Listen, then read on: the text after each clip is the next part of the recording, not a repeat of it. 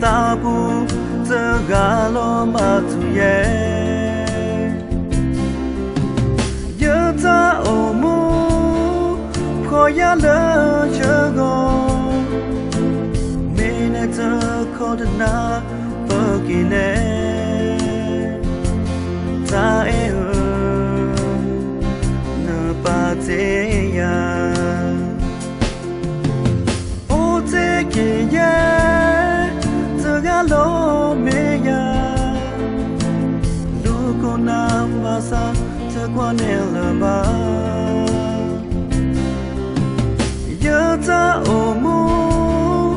đi ta blue ở đó ta e ma pu plan đê ya mẹ u ô quy ở ta khó ba sa nên ta qua nè lỡ ba giờ mẹ nhớ qua anh để kịp ma mưa ba nè ta giờ ta e nỡ go ta cỡ quê ba giờ thế nhớ ye li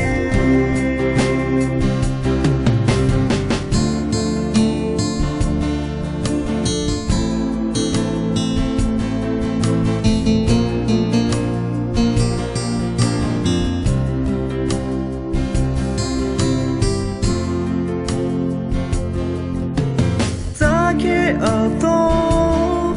lỡ họ khó khơi lời ta bu giờ gà lo mà tu ye giờ ta ô mu khó ya lỡ chờ go mình ai giờ khó được na vợ kỳ nè ta e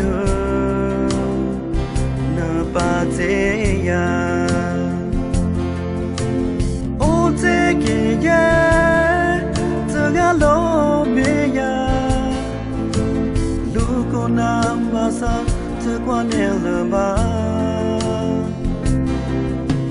giờ ta ô mu đi ta blue ở đó ta e ma pu plan đê ya mẹ u ô quy ở ta khó ba sa nên ta qua nè lỡ ba giờ mẹ nhớ qua anh để kịp mà mưa ba nè ta giờ ta e nỡ go giờ cỡ quê ba